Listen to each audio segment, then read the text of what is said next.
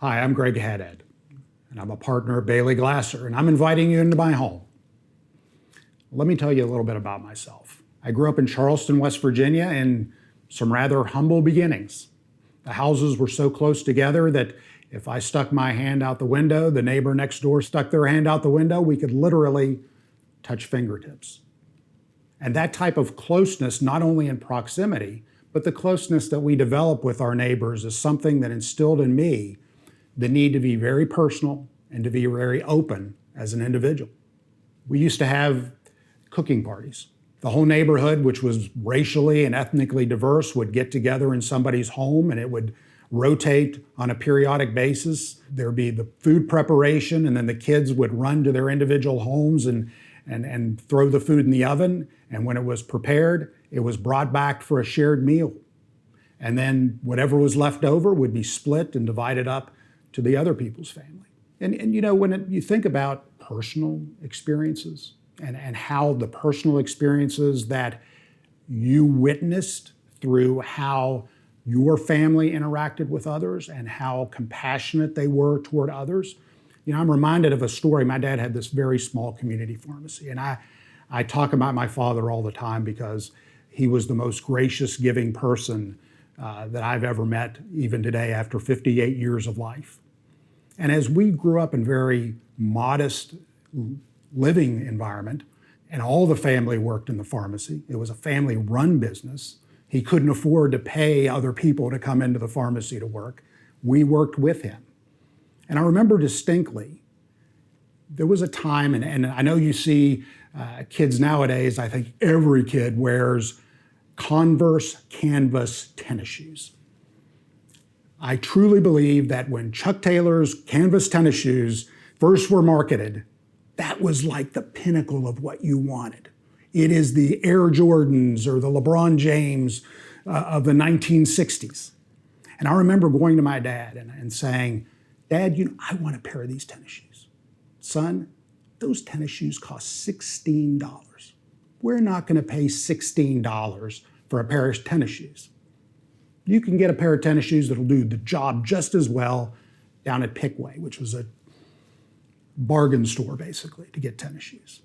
And that frustrated me as a kid because I would see my father give away medications to people that couldn't afford it.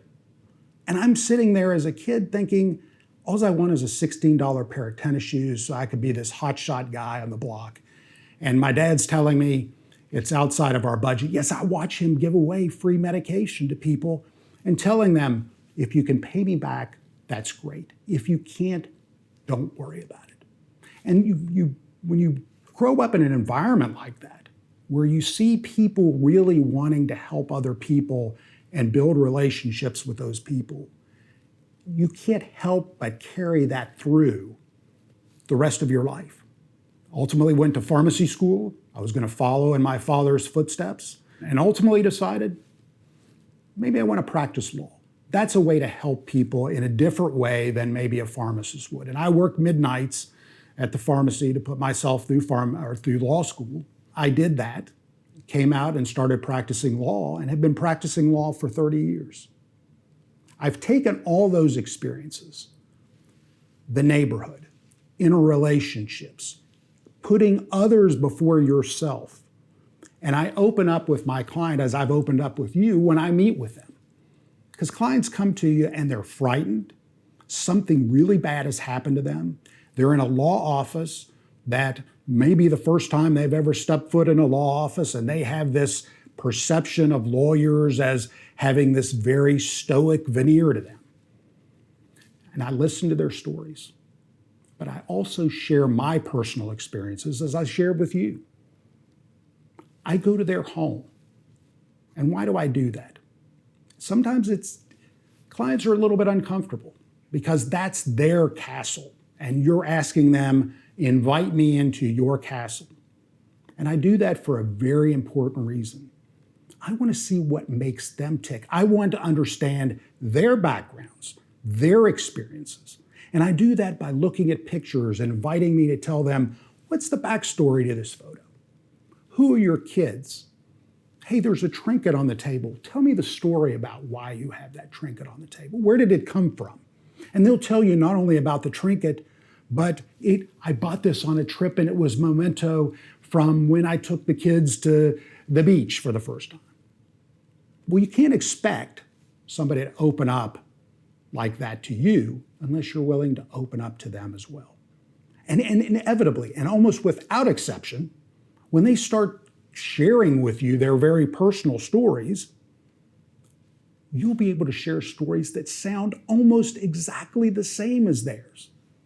And then all of a sudden, that apprehension that a client has about being open and honest just completely melts away. And they'll share the most personal details of their life with you because now you're not just their lawyer, you're their friend. I do that because there is no way that I can effectively represent a client unless I know about that client, not about just their accident or just about their injuries. I need to know about them because ultimately I have to go in front of a jury of 6 or 12 people and I have to make sure they understand what my client is about. And there's no way to do that unless you're personal with them and they're personal with you. And that's the way I effectively represent my clients and my approach to the practice of law.